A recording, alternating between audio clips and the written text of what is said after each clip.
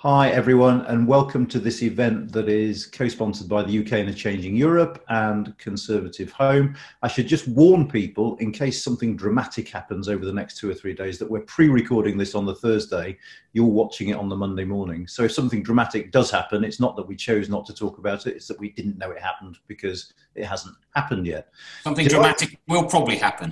Almost certainly, yes. Several dramatic things will probably happen, but we shall. It's not our fault we haven't discussed them. It's a great pleasure to have with me Sajid Javid, who's been MP for Bromsgrove for about a decade, I think, and in that time has held no fewer than 5 cabinet jobs.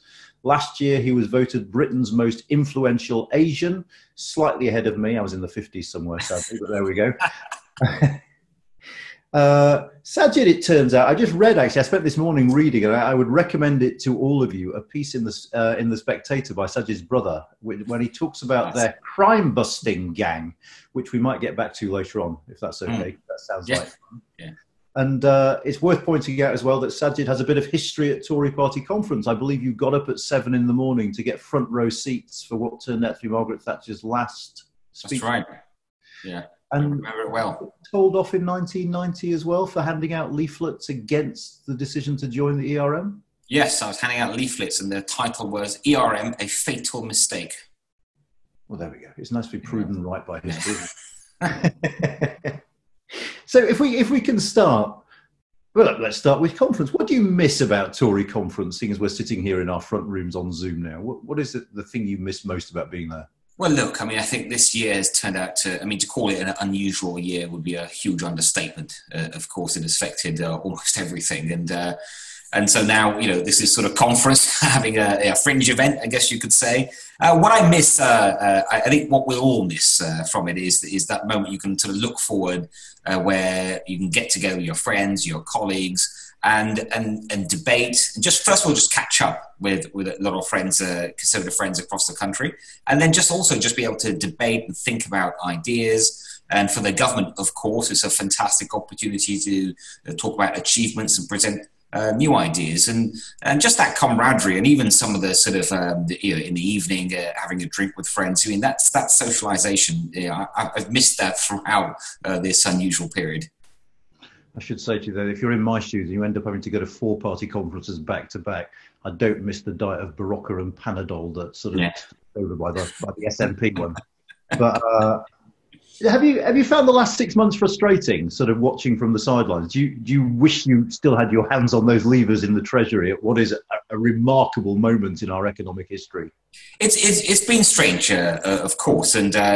And I found soon after I left government, a few weeks after, I guess, the lockdown started, and it was very unusual because clearly the country's facing this huge crisis. So, you want to help and you want to sort of use your experience to help the country. And if you're not in government, you can't really do it. But I was at home like everyone else, and it was nice to be here with my kids, and the older ones came back from university. But I found it, I was watching my colleagues on TV trying to sort of make these hugely important, difficult decisions. The most important decision I found myself making at home was, what we're having for dinner and who's cooking it. Yeah, I mean, 2 of our kids came back from university for lockdown, and actually my abiding sort of sense of that is I can't believe how much they eat. I mean, it's just sort of, every time you open the cupboard, it's empty again. I know what you mean. Do you think the crisis has shown that the Treasury is very, very effective as an organisation? I think, look, first of all, if I may say, when we talk about the crisis, of course, it started as a public health crisis, it still very much is, but I think that this is now what you could call like a multi-crisis, a crisis on multiple fronts, right? We've got the biggest public health crisis in living memory, the biggest economic crisis as a result of that in living memory, a social crisis, a geopolitical crisis, you could say.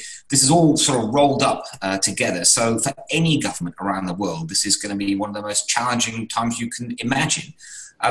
In terms of the economic impact, of course, once the government's decided, and we all knew why, that you're going to have this thing that we now know as the lockdown, people can't consume, they can't go out and produce, of course you're going to see a massive economic hit. Every country has seen that. given that was going to happen, if we look back now at what the Treasury has done thus far, I really think that Rishi and the team are doing everything they reasonably can be doing. And their initial instinct, which was absolutely the right one, was to sort of try and create a bridge, as it were, from the sort of lockdown world to the post crisis world, and no one knew when we were going to eventually get there. And that's why the economy was sort of put into hibernation with these soft loans, with the furlough scheme and tax breaks and things. And that was the right thing to do. The big challenge now is going to be, first of all, of course, there's the uncertainty remains. You know, we were started to open up, and that was great. Businesses could start to see the light at the end of the tunnel. And now I think for businesses, the tunnel's dark. They don't know how long they're going to be walking in this dark tunnel. And that's a very, very difficult, challenging time, of course, for many businesses. But the way we ultimately are going to get out of this in economic terms is going to be growth. And I know that the Treasury, and especially Rishi, they understand that, and they'll have their plans ready to go, some of them already implemented. But the kind of things I talked about, I published a report with the Centre for Policy Studies a few months back, after the virus, the economic recovery, and it's full of 60 or so ideas. But that's the kind of thing I think we need to be thinking about for long-term growth. But that's the only way we're going to start growing again and have the prosperity and deal with the debt that we've taken on. Okay, I want to come back to the economy in a bit more detail in a minute. I mean, we've got a question in from Peter T, who is a ConservativeHome subscriber, and he asked, do you regret resigning over a SPAD reorganisation now? No, not at all. Not at all. It wasn't. I don't think to say it was a SPAD reorganisation is a bit of an understatement. I think I've set out already in Parliament, I think, clearly as to why I resigned. Yeah. And there's no sort of doubt in my mind I did absolutely the right thing. That said, of course, I'm out of the government. My friends and colleagues are still there. And like any Conservative MP, I want to be doing whatever I can to help the government, help our country. Okay. I mean, turning to the economy now, would you accept that when it comes to sort of economic policy, the combined impact of the financial crisis and of COVID have meant that the Conservative Party has to be something other than the party of fiscal rectitude now? That the old days where you could sort of define a very clear economic difference between left and right seem to have gone, and that there seems to be some sort of convergence around what in the past we'd have seen as quite a left-wing interventionist tax and spend sort of agenda.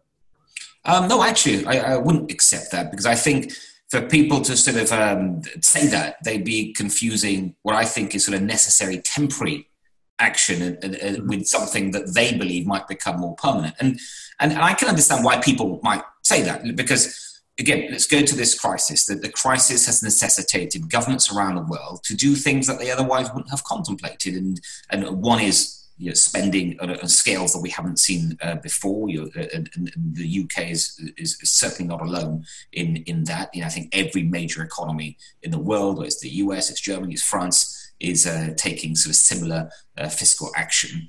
But that is what is necessary, in fact, I would say, to save the free enterprise capitalist system. That is what we need to do to help those businesses, through those tax breaks, through those soft loans, so they can survive. Because one thing that this crisis should not change, absolutely cannot change, in my opinion, is the basis of how our economies around the world generate wealth and prosperity, which then goes on to create the jobs, the opportunities, and generates the tax income that pays for public services. And that is the free enterprise system of sensible regulation, low taxes, of free trade and private property. I mean, that is the fundamental economic system that has led to the prosperity that we've now enjoyed for decades and decades. And that cannot change. And it is under attack because of the crisis. It is under attack because there are many people on the left at home internationally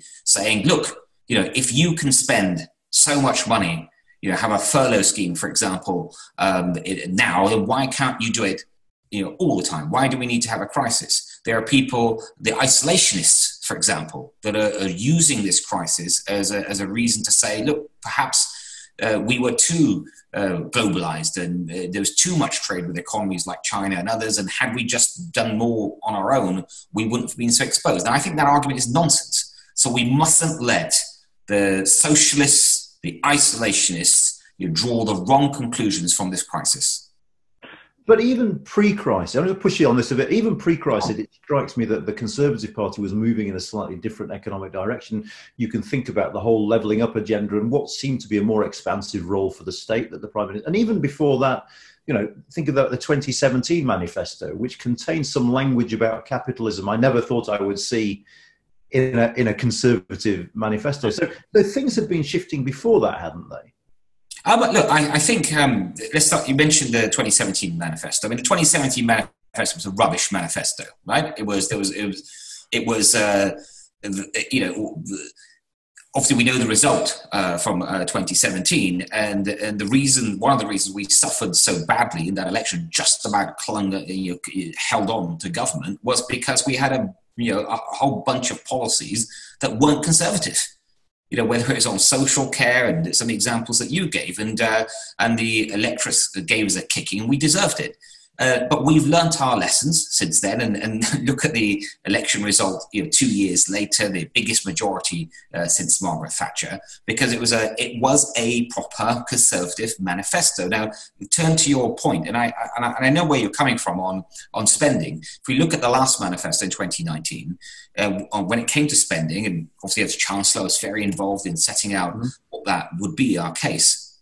We set out a lot of detail. We set out our spending plans. We changed the fiscal rules. I changed the fiscal rules to say, what we're going to do is, as Conservatives, we believe that the government should always be trying to match day-to-day spending with what it raises in taxes. So we're going to keep that in balance. That will be our aim.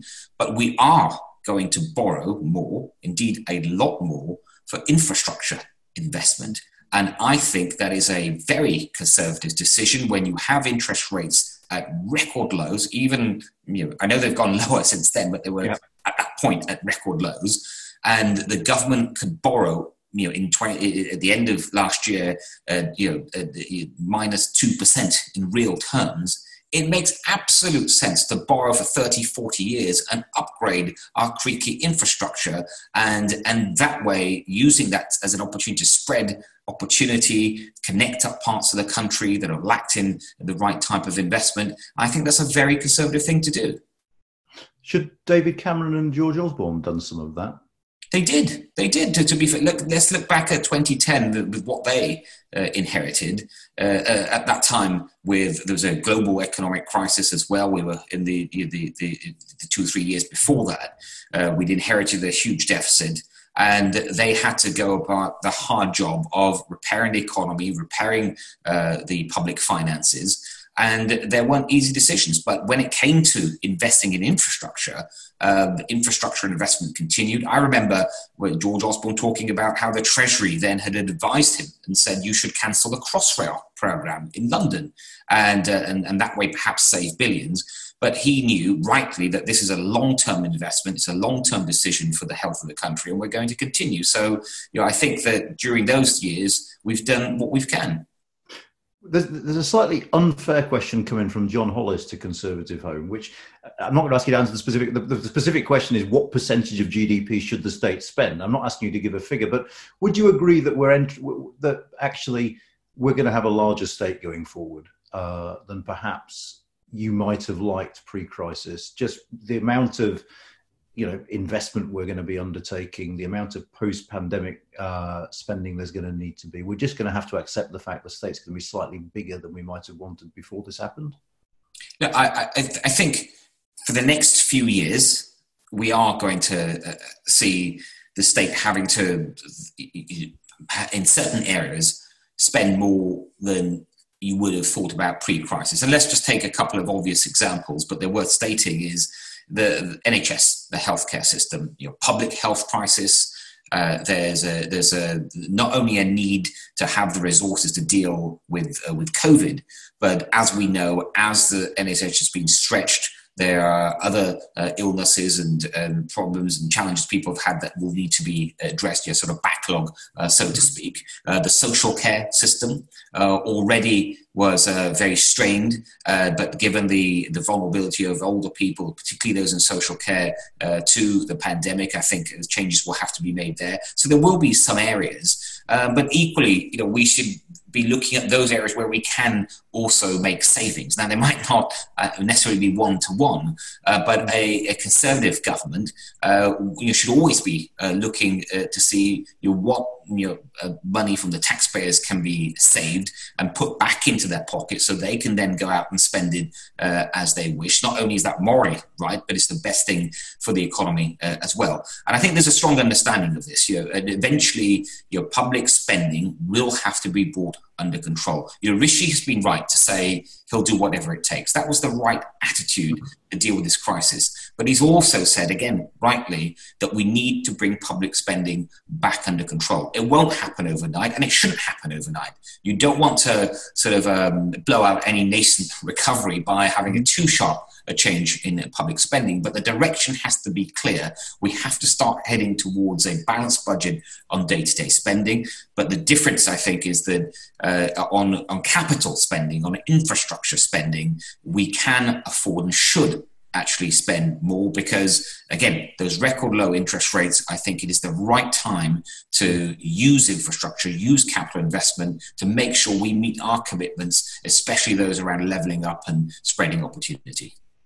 So I'm sensing that when it comes to that sort of choice between tax rises and spending cuts, you would very, very much favour the latter as a way of starting to pay off some of the debt we're going to have accrued at the end of all this. The truth is you're going to have to balance the books clearly is going to be far from easy. So you're going to have to look at all the options on the table. But I know from having been Chancellor, having run 4 other spending departments, that there are savings to be made. So, for example, one thing that the government could do is that the spending review that it's having at the moment, it could be a zero-based review. What that is you say to every government department that you have to justify every single pound that you want to spend for the reign of this parliament for the next 4 to 5 years. You have to justify it, and you have to start at zero and justify that program. Because what I found, in every government department that I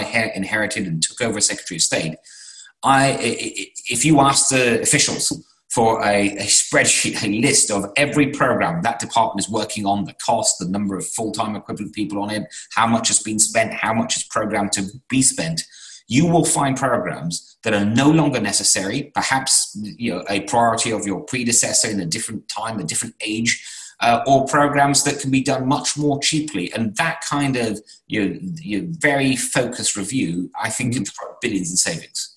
But equally, you might find priorities that have shifted the other way. So, for instance, one of the things we've seen during the public health crisis is a sense that maybe health workers should be paid more generously. So, would you agree with that actually it's something we should look at, that the public sector, and particularly when it comes to health, pay rises might be overdue?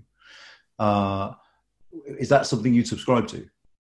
Well, I think we've got a pretty good system in terms of determining public sector pay, with the independent reviews, whether it's for health workers, it's for teachers, because if the government was to turn around tomorrow and say, you know what, we're just going to ignore the spending review, the independent pay review boards for health workers, and we're going to give even more, then why wouldn't you do that for police officers? Why wouldn't you do that for teachers? Why wouldn't you do that for firefighters? Why wouldn't you do it for local government workers, social workers? So we've got a system today where the government gets advice from independent bodies looking at all sorts of factors, and I think that's a pretty good system. Just on the politics of the economics, do you think it is possible to reconcile the economic demands and preferences of what are now 2 rather different sets of Conservative voters? You have the traditional Conservative voters, if you like, your Shire Tory, and now you have this raft of Tory voters in those blue wall seats, who have, I think, a slightly different approach. They might want a slightly more generous welfare state than the traditional Tory voters. Do you think it is possible to reconcile the economic preferences of those two groups, or are there problems ahead for the government there? No, I think it is, and first of all, I know what you mean. Look at that election from 2019, as well as winning support from, let's say, the more sort of traditional Tory areas. We were very fortunate to win support from other parts of the country, Northeast, for example, where we normally haven't done well.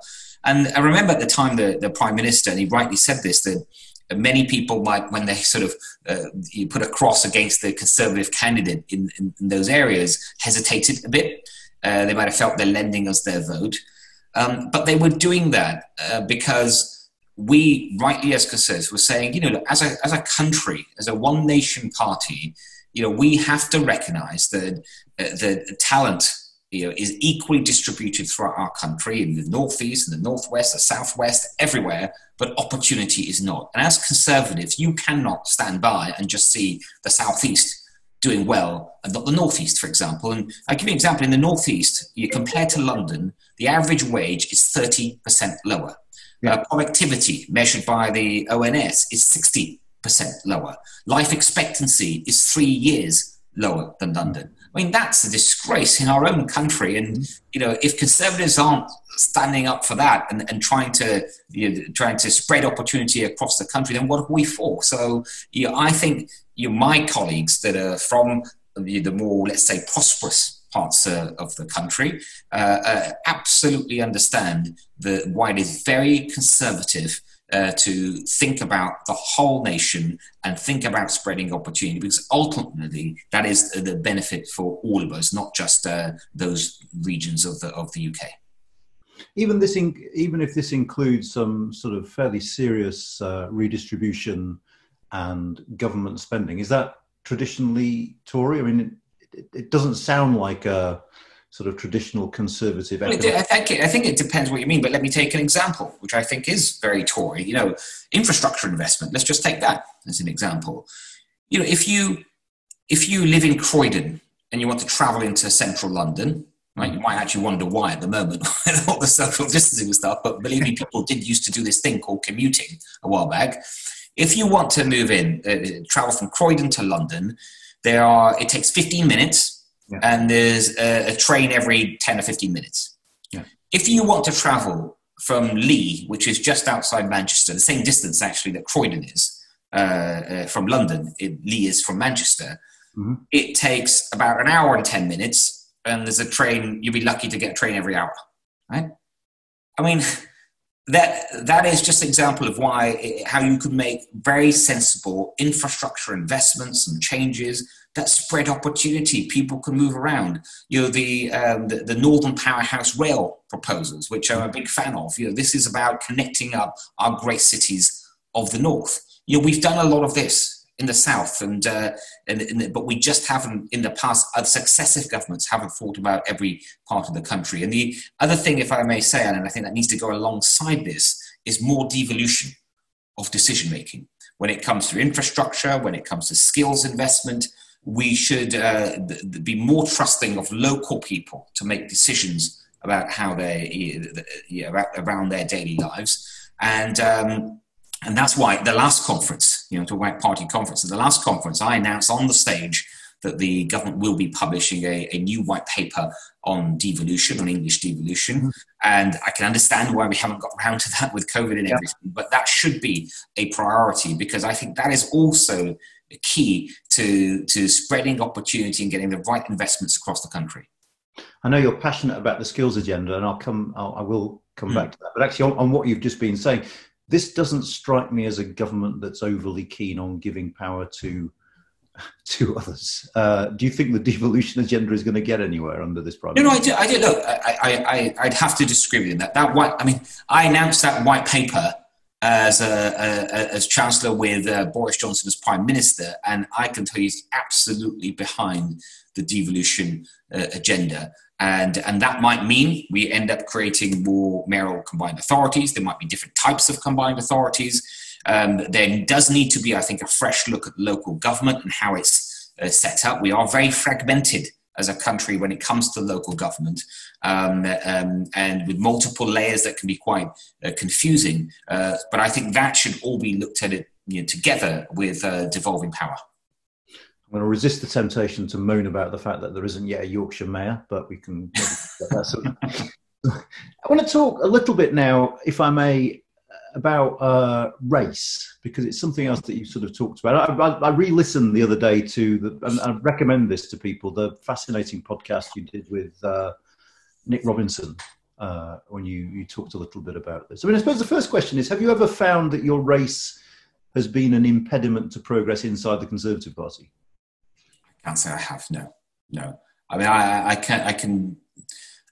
I can genuinely say that in the time that I have been involved with the Conservative Party, and that was from the age of 18 when I joined, I've never knowingly come across personally anything that I would describe as racist. Now, that doesn't, just to be clear, that doesn't mean that perhaps someone somewhere was and I didn't notice. But I think for me, it's been a real sort of party of opportunity, and not just for me, because, I mean, just look at the last two big positions I had in government, Chancellor and Home Secretary. Both my successors were also from ethnic minorities.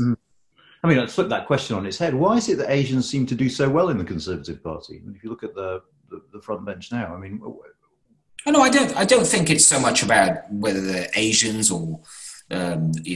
or black or whatever sort of ethnic minority someone might be from. I don't think it's about a certain race.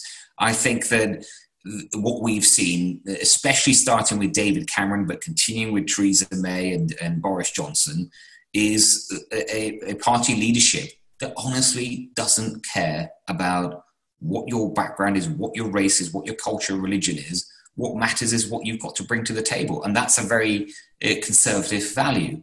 And if you look at both of my successors in the last two jobs I had in government, they are there because of their talent and nothing else. And I think everyone can see that, and that's what the Conservative Party is about.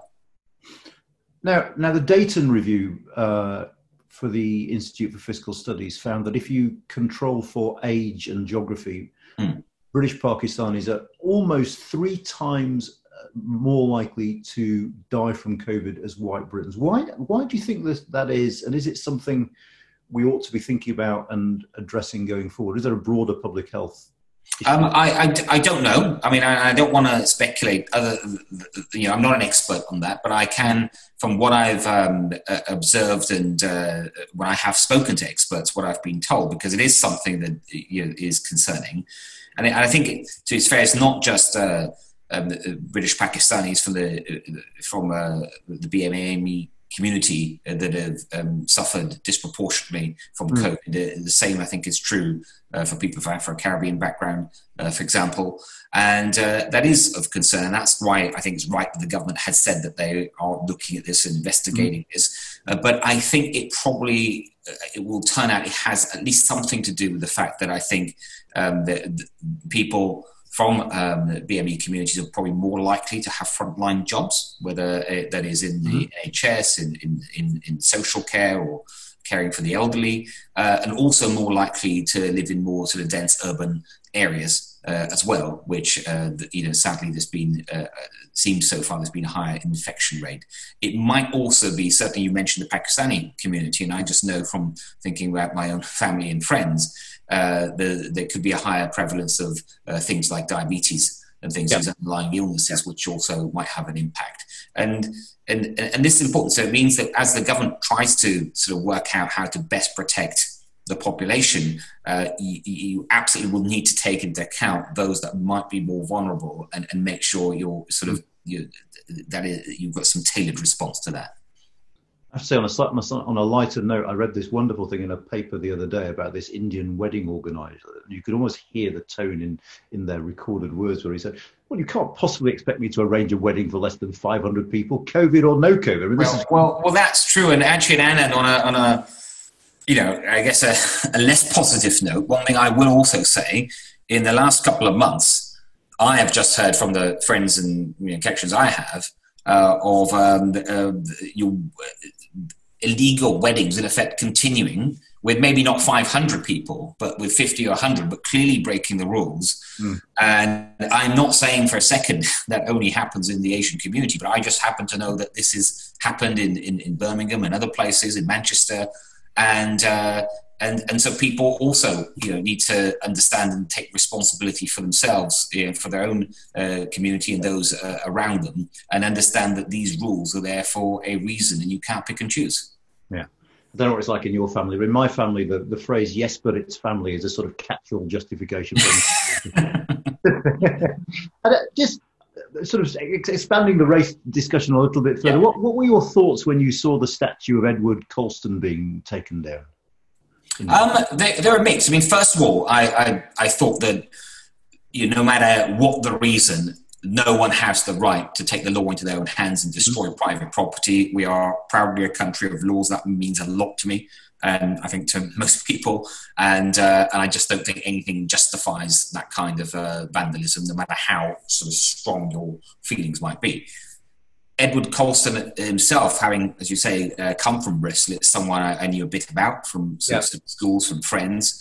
At the moment I learned about him and what he used to do, it was abhorrent. I couldn't really understand slavery when I first heard about it, and I watched, and I don't know, as a child, there was that series called Roots. Yeah, I remember. And it really had a very profound impact on me watching that. Really profound with me. I remember watching it with my brothers and my parents, and then these all sorts of questions about how could people be treated like that because of their colour of their skin. I just couldn't really understand it. And that's when I then learnt about Edward Colston as well and what he had done as a Bristolian.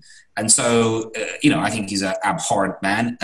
We can't rewrite history. It is what it is. But I do remember, actually, many years later, after I left Bristol, when I was the local government secretary responsible for planning throughout the country, and Colston Hall, which is a beautiful sort of music venue, theatre venue in Bristol, in central Bristol. They had planned a big renovation, and they had applied for planning permission to make changes to Bristol City Council. It was turned down. They appealed to me as Secretary of State, and I approved it. And I remember saying at the time to them that, and this was like 4 or 5 years ago, and I remember saying to them, now you're going through this big renovation, I think it's ideal timing to also change your name. Why have you still got the name of this rogue as your, gracing your hall? And they said they would look into it, and I was pleased to read just a few weeks ago they actually have gone ahead and done it. Took them a bit of time, but there you go. And more broadly, are you sympathetic to the Black Lives Matter movement?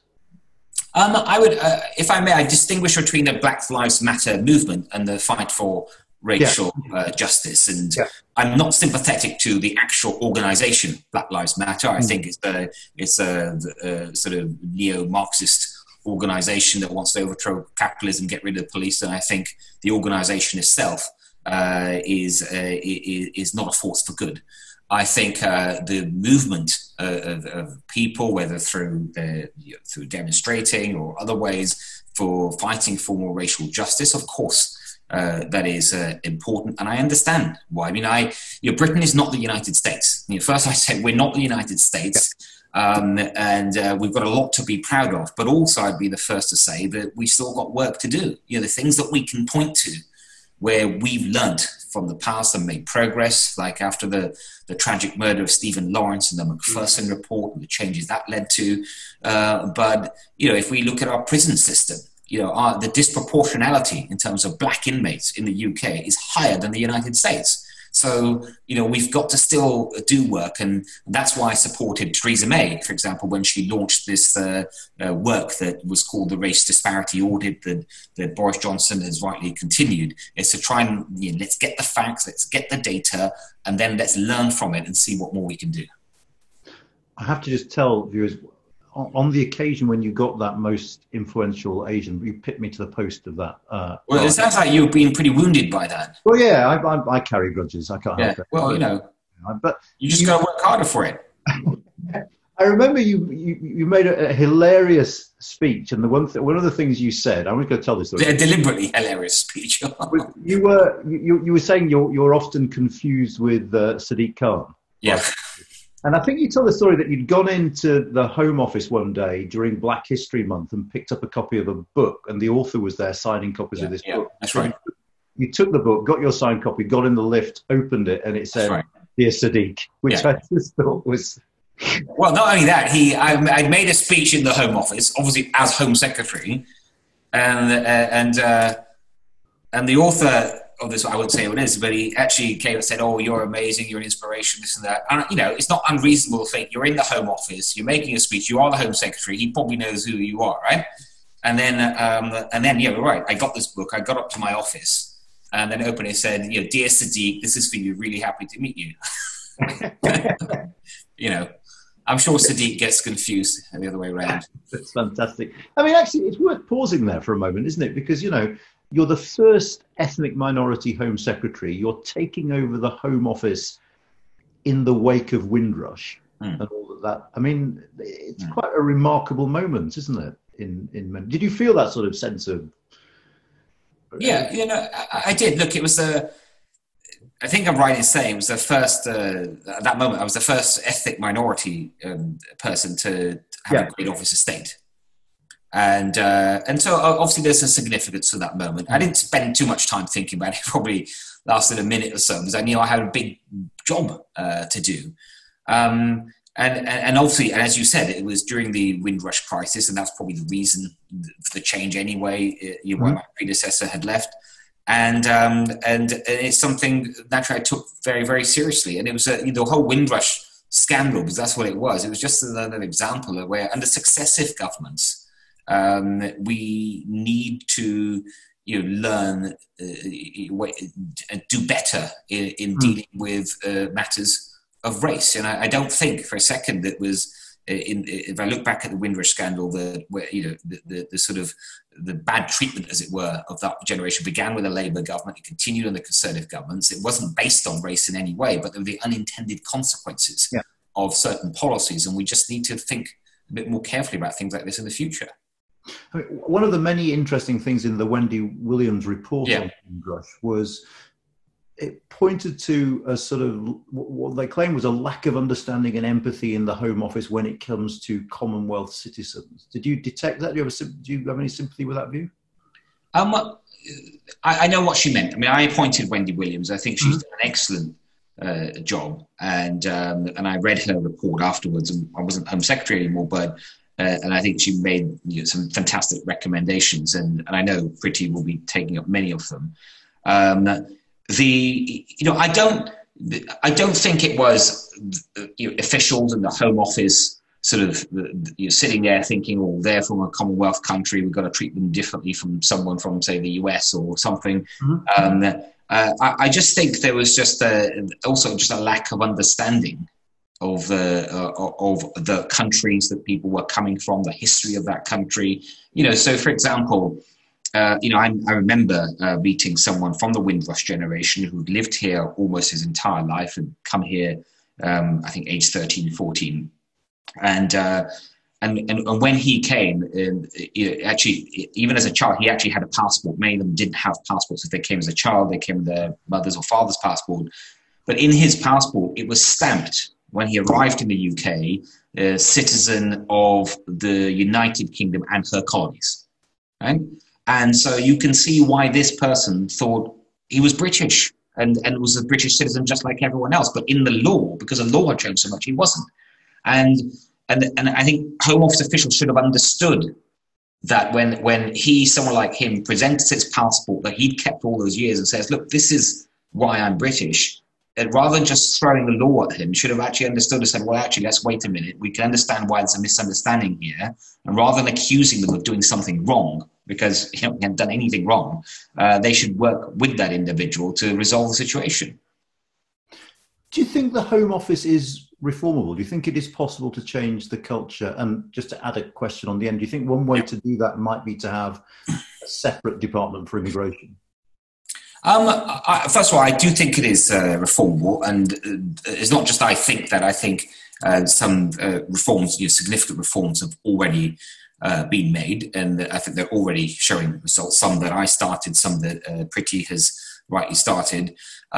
Do I think there needs to be a separate department? I don't think there's a need for a separate department. I think someone can make a case for that, but I don't think there's an actual need. Because remember, the Home Office, there's other responsibilities that are equally sort of serious on national security, on policing, on intelligence. When you're trying to protect the country from bad things, from serious organised crime, from terrorists, having control of the borders and oversight of borders, who's coming in and out, is hugely significant as well. On those other duties, just briefly, we should just touch on policing. Do you think it's fair to say that the police budgets had been cut too much under austerity? It's certainly an argument where Jeremy Corbyn achieved some traction back in 2017 in the wake of the Manchester attack, as I recall. I mean, is there some truth to that argument that there have been too much in the way of cuts to the policing? No, I wouldn't put it like that. I think we talked earlier about changing government in 2010. You had to keep spending what you ultimately want to spend on public services. You've got to have a successful, healthy economy. And the government then had a really tough job trying to find savings. And it said rightly at the time, NHS is a priority, schools are a priority and stuff. If you make every single thing a priority, you're not going to find any savings, right? So it's right to say, look, where can efficiencies be made? That said, one thing I immediately realised as Home Secretary was that I did think that we needed a lot more police officers. And that is something that had to change. And that is why then later I talked about how we need put a number on it. And I didn't just make up a number. I did some research and talked to many people. We need 20,000 more police officers. And then I was thrilled that when the Prime Minister changed and Boris Johnson rightly sort of jumped on that, and as Chancellor, I was happy to set the money aside for that, and she's implementing that, and she's actually hired thousands. So I think that was necessary, and I think it's going to make a huge difference. And finally on this, is there a point to police and crime commissioners? Well, I think that that is worth reviewing, in that I can understand the case for when it happened, but I think there's a genuine debate to be had about whether we need to continue with that system. Okay, I want to just touch briefly, because I know it's an issue that's close to your heart, on social mobility and skills. I mean, the 25s now make up a third of new universal credit claims. And they've faced the double whammy, haven't they, of 2008 and the economic impacts of COVID. What can be done for that generation? I think, lots, but one of the most important things is skills and training. We still have too many people leaving school or full-time education with either sort of no particular skills or very low level of skill because they end their education early, or people that have gone on to higher education or further education of some type, but that have really sort of not picked a skill that is going to help them get a job. And the Prime Minister has talked about that recently, and he was right. I remember when I first became an MP, a young man came to see me. I think he was about 22 or something. Said, "I've got a double honours in degree, and I can't find a job." And I said, "Look, what's you let me help." And eventually, I asked him, "Well, what's your degree in?" Right? And he said, "I got a double honours." I said, "Yeah, I understand it's a double honours. What's it in?" And he said, "It's in pop music and agriculture." Right? I was so hoping you were going to say economics then. Yeah, economics, actually. And you could see why, even that combination, what was he up to in terms of how was that really pop music? I mean, unless he wanted to be the Wurzels or something, I don't know what he was up to, right? So Which would create the next Glastonbury. Yeah. Maybe he wants to be the all-organized Glastonbury going forward. But the point there is that, we need to make sure that young people, first of all, have access to the right courses and they're available in their local areas. And what does that translate into? It means that we need to invest a lot more in further education in particular, right? I think further education has been a bit of a second cousin to higher education.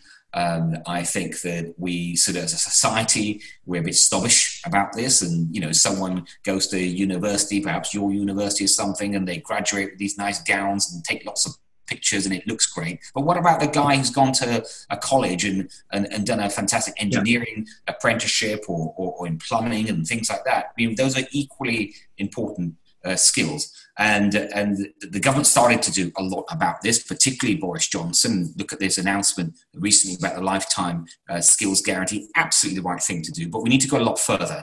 What I'd set out just before I left the Treasury was an embryonic sort of plan for a long-term skill strategy. What Boris has announced recently is a part of that, but there's a lot more to do. Even things like, for example, upgrading the further education estate. And this is literally the buildings, the facilities, because again, universities, through the fees they're charging, which are ultimately government backed, have been able to, many of them, sort of rake in the money, look after their estates, provide the resources. But what about these colleges? And I think that is just going to be key. Further education, vocational skills, and investment in that. I mean, there's a geographical as well as a generational aspect to this as well. I mean, both the IFS and the Centre for Towns have stressed the fact that coastal areas are particularly vulnerable in terms of both health and jobs to COVID-19. Is there something that government can do for those places as well? I mean, we almost go back to our sort of earlier conversation about how far should government intervene, but is there something that... Yes, there is, and I'll say two things. I mean, first of all, starting with David Cameron, the government introduced specific funds for coastal areas. You're recognising some of the challenges that you just mentioned, and that's working with local businesses, local councils. They can bid for certain funds to help development of the area. I think, but also in terms of skills provision, I think there's certainly a more to be done to make sure areas like that are not left behind. But the other thing is, and this is sort of going on to Brexit a bit, is that as we Brexit, as in we have obviously left the EU, and that's a fantastic achievement. We said we'd do it, and we have since the last party conference. But we are still having to secure that trade deal. But when we are past this transition period and then we have complete freedom, we should use those freedoms to make sure that we're helping every part of the UK, but particularly those areas that have been, let's say, left behind and more challenged. So coastal areas, for example, free ports, enterprise parks and zones, that is the kind of thing that we can be doing in areas like that to really turbocharge growth. If you were carrying out the Brexit negotiations, would you be doing it differently to the current government? Look, it's hard to say, because it's very hard to say. I'll tell you why, because we're not in the room. I give you, from my own practical experience, I was in the room when we were negotiating the withdrawal agreement. I was very much in the room, very much part of that. But I knew that, at the same time, I was listening to a lot of outside commentary from people that could possibly know the detail or what was being said across the negotiating table. And with half the information, it's really hard to judge that. And, I trust Boris and the team and David Frost and the team to get this right. I happen to think I think it's very, very likely that we're going to get a trade deal. I feel very confident about it. I know the Prime Minister really does want one. It's got to be one that works for us. And I think you can absolutely get a trade agreement that is like this Canada-style agreement that gives us the flexibilities that we want, but also it's good for us, it's good for the Europeans. If we can't get the deal that we want, we shouldn't be afraid to walk away. I've never thought that we should accept any deal on the table, and I think Boris would walk away if they kept being unreasonable. But that said, I know we're in the final weeks, but I've got a feeling that we're going to get a trade deal, and it's going to be good for us. Isn't there something a bit incongruous about the sight of a Conservative government threatening to walk away from talks because it might not be allowed to throw subsidies around in large quantities? Look, I know that's the sort of public commentary in many areas. That's the reason why these trade talks are stuck. People will claim that. But also, I've just known from my experience that it might not be, I'm sure there's discussion still to be had on the state aid, as there is on fishing and others. But I think that on all these issues, there's a very sensible, what I call like a landing zone, where we get the flexibility we want, the Europeans get the kind of reassurance that they need, and that we can just move ahead and have this. As I say, the Canada-style agreement where we have zero tariffs, zero quotas, and we can just get on with working and trading together. Did you believe, as Chancellor, the Treasury forecasts about the economic impacts of Brexit? I don't think I think the Treasury takes these things seriously, and I think what you're referring to is those. I can't remember what it was when Philip Hammond was. Yeah, but they're the same forecasts. There were a bunch of forecasts based on a bunch of assumptions, and what I know is, and you'd know this, that your forecasts are all based on the assumptions that you make, and so I think what matters much more is what our final trading relationship is, and so many other factors in the long term. And I think that, and I've never doubted this, that we, by leaving the EU, getting a sensible trade agreement that works for both us and them, taking advantage of the other freedoms it gives us, whether it's trade deals with other countries, regulatory freedoms. At the last party conference, for example, I announced what I call the Brexit red tape challenge. What red tape can we cut away because we've left the EU that will free our businesses to do even more and help growth? So I think through activity like that, we can do well. And I have no doubt, notwithstanding the challenges that the whole world is getting from COVID, that we will continue to be a hugely prosperous country that will generate opportunities for all our people. I feel very optimistic about that. We've got time for a couple more. We've got about 3 minutes left. So firstly, do you see Keir Starmer as a real challenge to the Conservative Party? And what do you see as his key strengths, apart from not being Jeremy Corbyn? I do. I think he is a challenge. We shouldn't underestimate it, absolutely. And if I may, we had this historic election victory not even a year ago. And we should rightly be thinking about 2024. It's an election, of course, we want to win. But in 2019, we obviously had Brexit as an issue. There was a real feeling in the country, let's just move on. Whether they originally voted Remain, Leave, they just wanted to move on. And that obviously helped us because Boris Johnson was the only man with a plan. The second thing that helped us a lot, though, was the opponent. Jeremy Corbyn, you could have created from my perspective, a better opponent to face than Jeremy Corbyn. And anyone looking at Jeremy Corbyn versus Boris Johnson, it was a no-brainer. But now, Brexit is done. We said we'll do it. It's done. Corbyn isn't there. And instead of Corbyn, you've got Keir Starmer, who I think is turning out so far to be a very strong leader of his party. The recent party conference speech he made, most of it, you could hear Tories making that kind of speech and agreeing with it. He's dealt with started to deal with their anti-Semitism problem. There was a problem, but at least he's trying to deal with that. The party seems more unified. So I think we absolutely cannot underestimate him. When it comes to 2024, people will want to see that we've delivered, right? That we delivered. Brexit was the easy bit. The hard bit is going to be everything we rightly said about levelling up, spreading opportunity. Of course, that job's become harder because of this crisis. They want to see us that we've dealt with this crisis. Now, there's been ups and downs. Of course, there have. What country hasn't faced challenges because of this crisis in the last 9 months or so? But we've got another 4 years to go. And I have no doubt that if we are focused and we have the determination, that it can be done.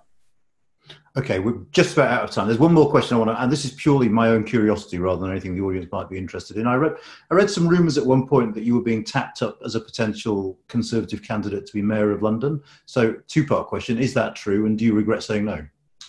As Donald Trump would say, fake news. I don't often use Donald Trump when I talk about do interviews, but and so therefore I can't regret something that didn't happen. Okay, I really want to say thank you very much, Sadiq, just for a laugh, but I won't. Thank you so much for sparing us the time. I thought that was absolutely fascinating. Actually, we could have gone for ages because it was such an interesting conversation. But thank you so much, Sajid, for giving us your time today. Thank you very much. I've enjoyed it. Thank you, Raj. Thank you. Bye-bye. Bye.